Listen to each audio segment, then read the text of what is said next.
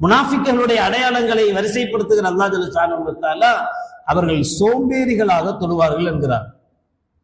தொழும்போது சோம்பேறிகளாக தொழுவார்கள், சுறுசுறுப்பு இருக்காது, அல்லாஹ் முன்னாடி தொழுகிறோங்கிற பயம் இருக்காது. ஏதோ வந்துட்டோம், என்ன பண்றது, தொழுதுட்டு போவோம், இப்பதான் முடிப்பாரோ தெரியல, சலாம் கொடுப்பாரோ தெரியல, எப்ப பள்ளியாசல் விட்டு ஓடுவோமோ தெரியல என்ற எண்ணத்தோடு தொழுவார்.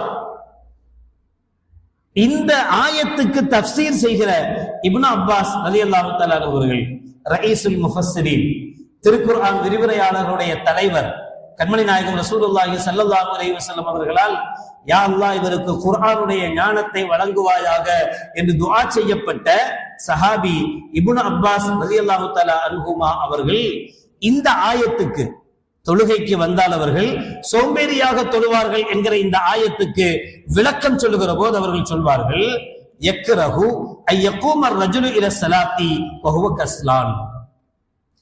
சோம்பேறியாக தொழுவதற்கு நாம வெறுப்பு காட்டணும், நம்முடைய மனம் வெறுக்கணும், அப்படி தொழக்கூடாது, சோம்பேறித்தனமா தொழக்கூடாது. அப்ப என்ன செய்யணும், வலாக்கின்ன யகூமு இலைஹா தல்கல் வஜ்ஹி, முகம் மலர்ச்சியோடு தொழணும். தொழுகைக்கு வந்துட்டோம்னு சொன்னா எப்படி இருக்கணும், பள்ளியாசலுக்குள்ள வந்தா எப்படி இருக்கணும், ஐயோ வந்து தொலைச்சிட்டமே அப்படி உம்பனா மூச்சு மாதிரி உம்முன்னு வச்சுக்கிட்டு தூங்குனா ரைட், தூங்கி முடிச்சோமா வேலை முடிஞ்சதா, அப்படி இருக்கக்கூடாது. ஒரு சந்தோஷமான முதல்ல உங்களுக்கு கல்யாணம் ஆகுது, பொண்ணை உட்கார வச்சிருக்காங்க, முதல்ல பொண்ணை பார்க்க எப்படி இருக்கும், டேங்கப்பா 32 பொண்ணும் தெரியற மாதிரி இருக்காது, எவ்வளவு சந்தோஷம், பிரைட்னஸ் இருக்கும்ல முகத்துல ஒரு முகம் மலர்ச்சி இருக்கும்ல, அந்த முகம் மலர்ச்சி தொழுகைக்கு வந்தா இருக்கணும் என்கிறார்கள் இப்னு அப்பாஸ் ரலியல்லாஹு தஆலா.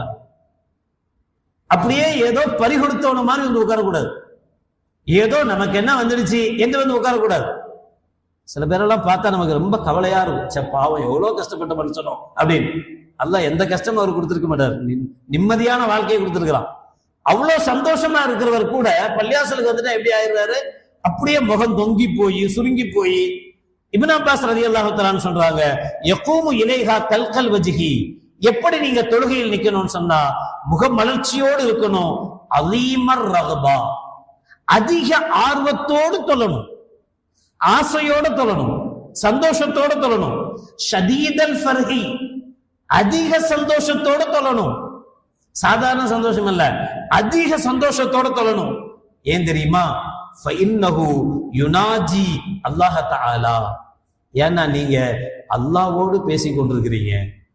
யாரை பார்க்க வந்திருக்கிறோம், சிஎம் பார்க்க போறோம், பிஎம் பார்க்க போறோம், மந்திரியை பார்க்க போறோம் அப்படின்னா எப்படி போவோம், எப்படி இருப்போம், அன்னைக்கு ஃபுல்லா கடையெல்லாம் ஒரு லீவு போட்டாலும் பரவாயில்ல, வாய்ப்பு கிடைச்சிருக்கு, பார்க்காம எப்படி இருக்க முடியும், நல்ல பேண்ட் அயன் பண்ணு, நல்ல ஷர்ட் அயன் பண்ணு, நீட்டா இருக்கணும், இப்படி இருக்கணும், இப்படி இருக்கணும், போகணும், எவ்வளவு நேரம் போய் காத்து கிடக்கணும், என்ன ஆனாலும் பரவாயில்ல இன்னைக்கு பார்க்கணும்.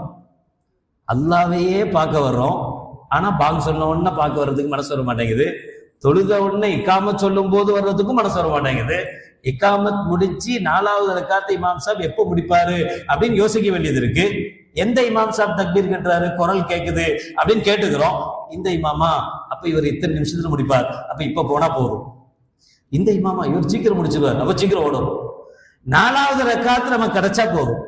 இந்த கான்செப்ட் தான் நம்மளுடைய மண்டையில் இருக்கே தவிர எது இல்ல, அல்லாஹ் நம்மளை கூப்பிடுறானே, அல்லாஹ் நம்மளை பார்க்கணும்னு கூப்பிடுறானே, அவனை பார்க்க போறமே, எப்படி போகணும், எவ்வளவு நேரத்தோடு போகணும், காத்து கிடந்தாலும் பரவாயில்ல, போய் இருக்கணுமே, அவனை சந்திக்கணும், அப்படி வேணும். ஏன்னா நீங்க அல்லாஹ்வை சந்திக்க வருகிறீர்கள். இன்னல்லாஹ அமாமஹு, உங்களுக்கு முன்னால் அல்லாஹ் இருக்கிறான், யக்ஃபிரு லஹு, அவன் உங்கள் பாவங்களை மன்னிக்கிறான், வயுஜீபுஹு இதா தஆஹு, நீங்கள் படுகிற கஷ்டங்கள், நீங்கள் படுகிற தொல்லைகள், கடன் விஷயங்கள் அனைத்துக்கும் நீங்கள் அவனிடத்தில் கையேந்தி துஆ செய்கிற போது அவன் உங்களுடைய துஆவை ஏற்றுக்கொள்ள போகிறான். அப்படிப்பட்ட அல்லாஹ்வுக்கு முன்னாடி வந்து உட்கார்ந்து இருக்கிறீங்க, அப்படிப்பட்ட அல்லாஹ்வை வணங்க போறீங்க, அப்படிப்பட்ட அல்லாஹ்வுக்கு முன்னாடி வந்து நிக்கிறீங்க. அப்படிப்பட்ட அல்லாஹ்வுக்கு முன்னாடி நிற்கும் போது என் கவலைகள் மறந்து போகிற ஒரு சூழல், ஒரு சந்தோஷமான முகமலர்ச்சி, இவைகள் இல்லைன்னா அது என்ன தொழுகை என்று இப்னு அப்பாஸ் ரலியல்லாஹு தஆலா சொல்லி, இதுதான் லா யக்துன ஸலாத்தை இல்லா வஹும் குஸாலா, அவர்கள் சோம்பேறிகளாக தொழுகைக்கு வருகிறார்கள் என்பதனுடைய பொருள் என்று இப்னு அப்பாஸ் ரலியல்லாஹு தஆலா அவர்கள் சொல்கிறார்கள்னா, நம்மள எவ்வளவு பேர் முஃமினா இருக்கிறோம், எவ்வளவு பேர் முனாஃபிகா இருக்கிறோம். நாம தொழுவும் போது ஒரு முஃமினுடைய தொழுகையாக நம்முடைய தொழுகை இருக்கிறதா, அல்லது ஒரு முனாஃபிக்கினுடைய ஒரு நயவஞ்சகனுடைய தொழுகையாக நம்முடைய தொழுகை இருக்கிறதா? அப்ப நம்முடைய தொழுகை ஒரு முஃமினுடைய, இது ஏன் ஏற்படுது? ஒரு சின்ன கவனக்குறைவு. கரெக்டா தொழுகிறோம், 10 நிமிஷம் அது வரைக்கும் நிக்கத்தான் செய்யறோம், வேற வழி இல்லாம. ஜும்மான அரை மணி நேரத்துக்கு முன்னாடியே வரதான் செய்யறோம், எல்லாமே ஓகே. ஆனா இந்த தொழுகையில ஒரு சந்தோஷத்தை வெளிப்படுத்தி சந்தோஷத்தோடு தொழுதுட்டா அதனுடைய நிலை வேற.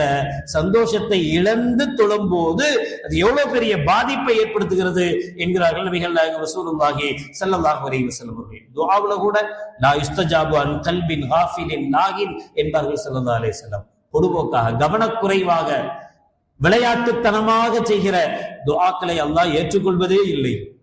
மனம் உருகி சந்தோஷமா கவனத்தோடு அல்லாஹ்விடத்தில் கேட்கிறோம் என்கிற எண்ணத்தோடு செய்யப்படுகிற துஆவைத்தான் அல்லாஹ் ஏற்றுக்கொள்கிறான் என்பார்கள் கண்மணி நாயகம் ரசூலுல்லாஹி ஸல்லல்லாஹு அலைஹி வஸல்லம் அவர்கள். எப்ப வரும் கவனம்? எப்ப கவனமா தொழ முடியும்? எப்ப கவனமா உது செய்ய முடியும்? எப்ப நம்முடைய ஒவ்வொரு மார்க்க விஷயங்கள்லையும் கவனத்தோடு நம்மால் நடக்க முடியும் என்றால் அதுக்கு முக்கியம் அல்லாஹ்வுடைய பயம், அல்லாஹ்வுடைய தக்வா, இறையச்சம் கல்வில வேணும். நாம் அல்லாஹ்வுக்காக செய்கிறோம், அல்லாஹ்வுடைய அமலை செய்கிறோம். நம்முடைய ஒவ்வொரு நொடியும் அல்லாஹ் நம்மளை கண்காணிக்கிறான், அல்லாஹ் பார்க்கிறான் என்கிற எண்ணங்கள் வரணும். இவைகள் வந்தால் நமக்கு மார்க்க அமல்களில், மார்க்கத்தினுடைய சட்ட திட்டங்களில் கவனத்தோடு செயல்படுகிற நடைமுறை வரும். ஒரு சின்ன கவனக்குறைவு கூட விபத்தை ஏற்படுத்தி விடுவதை போலத்தான் நம்முடைய ஒதுவில், நம்முடைய தொழுகையில், நம்முடைய சதக்காவில், நம்முடைய ஜக்காத்தில், நம்முடைய ஹஜ்ஜில், நம்முடைய உம்ராவில், இந்த அமல்களில் இருக்கிற சின்ன சின்ன கவனக்குறைவுகள் அந்த அமல்களை வீணடித்து நரகவாதியாக அவனை மாற்றிவிடுகிறது என்று இந்த குர்ஆனும் ஹதீஸும் நமக்கு உணர்த்தி காட்டுகிறது. அல்லாஹ் ஜல்ல ஷானஹு வ தஆலா இறைவனுடைய அமல்களில், மார்க்க சட்ட திட்டங்களில் கவனத்தோடு செயல்படுகிற வாக்கியத்தை நம் அனைவர்களுக்கும் தந்தல் புரிவான்.